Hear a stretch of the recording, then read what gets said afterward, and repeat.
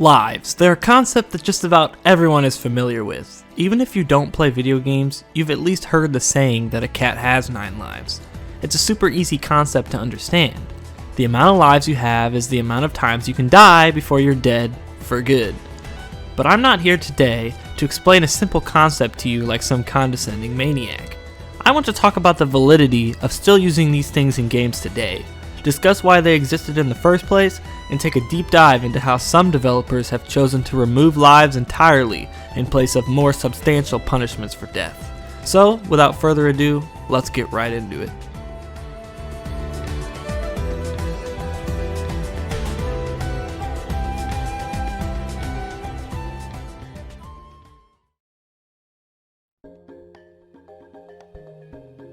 Like I said earlier, in order to understand the purpose of lives in video games a bit better, we need to figure out why they existed in the first place. To find the answer to this question, we have to go way back to a time before video games even existed.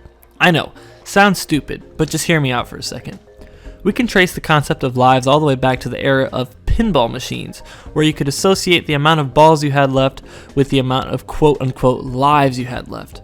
Obviously, with the case being that once you ran out of balls, whatever score you had at that time would be the score you attained for that game. I assume you can see the correlation now. The purpose of having a limited number of lives in this sense is to prevent you from gaining an ungodly amount of points, because you would be able to try again for a virtually infinite amount of times and keep racking up your score. Oh, and they also had limited lives to eat all the quarters out of your Ziploc baggie, but that was already obvious. If we fast forward some years, we can see this exact same concept being used in the era of arcade machines. Their main goal was to eat your quarters and make as much money as possible.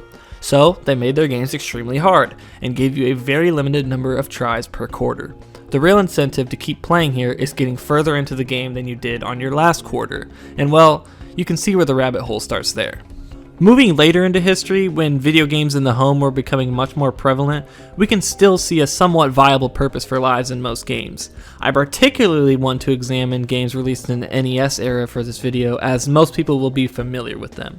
And actually, speaking of familiar games, let's take a look at the original Super Mario Bros. First. Now, I won't spend too much time on this one, as I'm sure everyone is tired of hearing about this game, but it will be good to articulate my point.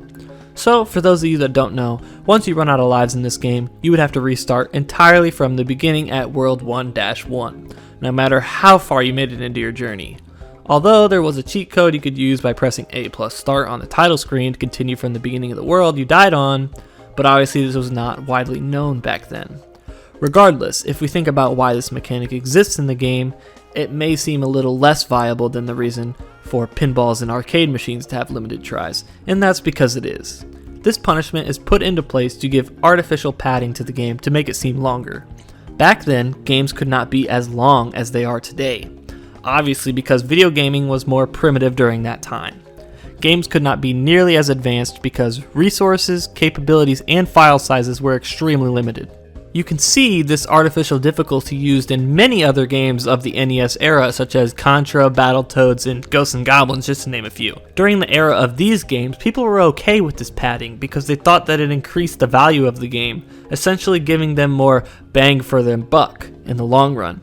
Obviously, nowadays video games are held to a much higher standard when it comes to value. People expect their games to have a certain amount of quality to actually be worth the price tag. But determining the true dollar value of a video game is a whole other discussion video in itself. We could go on and on about that. However, usually you would say a game is more valuable if the length isn't increased artificially by using mechanics such as grinding, backtracking, or unfair punishments, which, like I said, were utilized quite often in early video games simply because they had no other option most of the time if they wanted to increase the length of their games. Heck, a lot of earlier games can be completed in well under an hour, even with those artificial measures put into place. It just goes to show how far video games have evolved in such a short time, and how the standards have evolved with them.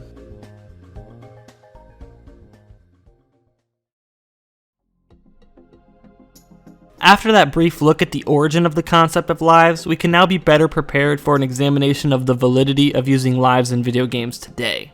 If we take a look at games today that still utilize the mechanic of lives, we can see that, for the most part, it is very difficult to pick out an actual viable purpose or function for them in these games. Let's take a look at New Super Mario Bros. U as an example here, since you know my channel is mostly about Mario. I actually touched upon lives in Mario as a concept in my last video as well, but let me just reiterate on what I said once again for this one. I'm willing to bet that 99% of people who have played through New Super U have never seen the game over screen. Have you ever seen the game over screen in that game? I sure haven't. To be honest, I haven't seen a game over screen in a New Super game since I was a wee little boy playing on his brand new Nintendo DS. This should say something about the validity of lives in these games. They're virtually useless. From the overabundance of coins and 1-ups to the mind-numbing difficulty, there really isn't a reason to even have lives or a game over mechanic in general in this scenario. Even if you did manage to get a game over in one of these games, the punishment is so minimal that it completely defeats the purpose of throwing the player to the screen anyway. On top of that, it's the dumb old punishment of you play levels you've already completed again as your consequence, which is extremely outdated, as we discussed earlier, and is sure to suck any fun out of the player that they may have had. Alright, I'll stop ranting like a cranky old man. Back to civil discussion. Speaking of cranky old men, cranky old monkeys though, let's examine Donkey Kong Country Tropical Freeze as our next example. In this game, the punishment for a game over is even less severe than the New Super games. Granted, the game is much harder, so difficulty is no longer an issue here, but I would argue that trivializes having lives and a game over even more. In this entry, if your lives drop to 0, all you lose is the checkpoint of the level you were currently playing. That's it. No other punishment other than waiting through the actual game over screen. Don't you think it's just pointless to even do anything at that point? I don't know. Maybe my opinion is just stupid in this case, but I feel like they should have scrapped the lives mechanic entirely in this scenario, and obviously do the same thing for the New Super games too. If we look at another game such as Super Mario 3D World, we can see that they're basically making a joke out of how abundant 1-ups are in that game. You can literally rack up an astounding 1,110 lives in that game, or crown, crown, crown as they display it. Who's ever going to need that many lives? I am completely convinced that they put that life cap that high as a joke during development, and you cannot prove whether I'm right or wrong, so I'm going to continue believing it. But there's one valid argument for lives that I do think gives them some merit, even in modern games, and that is the way that a low amount of lives are able to bump up the intensity of certain situations and make you play with much more caution than you originally would have with a bigger surplus of lives, or without a lives mechanic at all. This extra pressure on the player creates a much more tense situation and prevents them from playing carelessly by doing things such as damage boosting, rushing through the level, or taking big risks just because they can. It creates a whole new challenge and makes the player think much more about each and every move they make, because they know if they screw up and game over, they're getting sent back quite a ways. This argument for lives becomes even more valid when the punishment for a game over is relatively substantial, but even in that scenario, you can't help but think, isn't there a more tolerable way to punish the player? Let's take a step back and try to understand the big picture here. In short, lives have lost their worth, lost their meaning, lost their purpose. At this point, in most cases, I feel like developers are only implementing lives mechanics into their games because, well, it's a game. You need lives, right? That's how video games are supposed to be. Obviously, based on what we've discussed throughout this video so far, that statement is far from accurate. So, for the rest of this video today, we're going to be taking a deep look at multiple games from recent times that take a much different approach to punishing the player for making mistakes, and how it creates a much more enjoyable gameplay experience for everyone involved.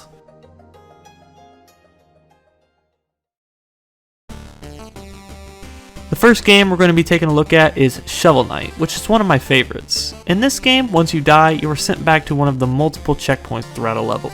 But the one thing that doesn't come with you when you die is a large portion of your currency.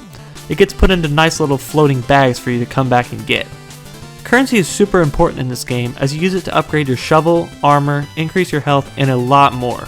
There is one catch with the deaths, however. If you die again on your way to retrieve your magical floating bags of money I mentioned earlier, they disappear forever, never to be seen again. This specific form of punishment is very similar to the argument I mentioned earlier about the one case of lives being useful in games. It creates a more tense situation for the player on their way back to get their money. They have an incentive to be much more careful on their journey back, even more so if the amount of money they lost was a very high number that took a while to get. This approach to creating a tense situation for the player seems to make much more sense in terms of rational and tolerable punishment for a death than lives do. The death is actually linked to a mechanic in the game, currency, that has a real value, rather than some random counter that has no real attachment to the gameplay. You obviously want to have said currency, so you'll do your best to keep it in your possession.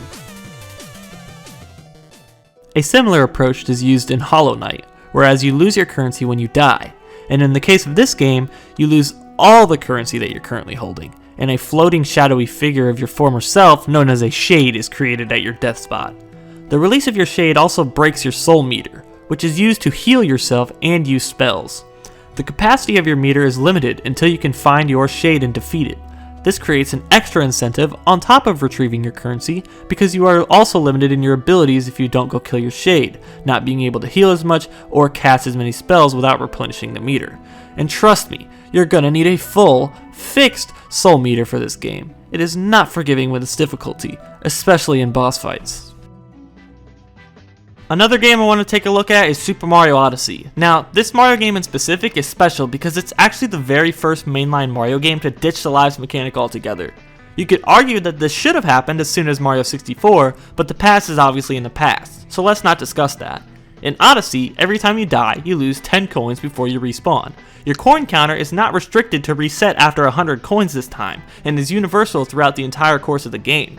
Coins in this game are used as a currency of sorts, much like Shovel Knight and Hollow Knight, but in this scenario, coins are mostly used to buy cosmetic outfits, decorations for the Odyssey, and in rare cases, moons, which one of each is available in each kingdom until you're going for 100% completion. Now, this is a step in the right direction for Mario games, but the real value of these coins is still trivialized in this scenario. Let me elaborate. Like I said earlier, you only lose 10 coins when you die. Over the course of your playthrough, you will rack up thousands of coins by just playing casually and not going out of your way to pick up any extras. This exceptionally small amount of coin loss, coupled with the abundance of coins on top of the relatively easy difficulty that I haven't even mentioned yet, creates a situation just like the New Soup games, where you have way more lives than you could really need most of the time. But in this case, it's coins obviously, and the only real way to get rid of the substantial amount of them is to buy some cosmetic item that gives you no advantage or sense of progression in the game. I mentioned buying moons earlier, and yes, while they do cost coins, it's only 100 of them. So a solution here would be either increasing the amount of coins you lose when you die, or increasing the prices of items in the shop. Even then, there's still little incentive to spend your coins because of the very small sense of progression that you get from purchasing most things from the shop. If you wanted to completely solve this problem, you would offer up more useful items in shop, or even lock access to certain areas of a level behind coin price tags, such as paying a toll. You could also use coins to unlock entirely new levels that hold extra challenges and moons. My main point from this whole rant is to show an example of a game that ditched the lives mechanic, but could use some tweaking to make it work well. Now, no game is perfect, and I'm not saying Shovel Knight or Hollow Knight are perfect in their punishments for death, but I did notice that Odyssey has a bit more issues that stuck out like a sore thumb to me in terms of punishments for death. The final game's method of dealing with death that we're going to be taking a look at today is Celeste. This one is special because the punishment for death is extremely minimal in the grand scope of things. Celeste uses a quick respawn system that almost instantly puts you back to the beginning of the room you just entered. Now, someone who has never played Celeste would think this makes the game way too easy, but if you've ever played it for yourself, then you know the difficulty gets so high that you will need these super frequent checkpoints to keep yourself from going insane or giving up, whichever comes first. This approach to punishment in a game of this difficulty level is, in my opinion, the best approach to take to prevent the frustration and maximize enjoyment. Even though Celeste is a super difficult game, casual gamers can still enjoy it because they can infinitely retry the section they are on until they are able to complete it. There is no real loss of progress for dying, which makes sense. The developers knew that you were going to die a lot in this game, so they decided to accommodate accordingly. Even if the game did seem too easy to you, there's plenty of extra content such as B-sides, C-sides, strawberries, and golden strawberries for the more hardcore players. The lesson we can learn from this game is that there is no one-size-fits-all for death punishments in a game. As a developer, you need to take a step back and think of the nature of your game, its difficulty, and what kind of experience you are trying to create. That is the essence of game design, thinking critically about each and every design choice you make, no matter how big or small, and putting yourself in the player's shoes every step along the way. If you ever get involved in making a game yourself, keep that notion in mind, and trust me, it'll do you quite a bit of good. So with all that out of the way, let's take a look at the big picture again and give a little recap. Lives in video games have lost their meaning and purpose for the most part, with any actual use for them falling into a very specific niche that is rarely filled by games released today. With the huge leaps of progression that gaming has made in the past few decades, punishments for death need to be rethought and revamped, just like any other outdated game trope of the past. But in the case of some games, that never happened, and the growing pains of that are still painfully obvious even in recent releases. The novelty and recognizability of the mechanic of lives as a whole allowed them to simply be left in by default, and that's why I think they can still be seen today. A classic artifact of the arcade era, now barely keeping its head above the water, will most likely be gone forever very soon, and I'm okay with that. So here's to lives. With how long they've been around, we can appreciate their place in history, but it's time for them to go now in place of bigger and better mechanics. Psst, hey, thanks so much for watching. Follow my Twitch in the description below for more Nintendo content. Have a good one.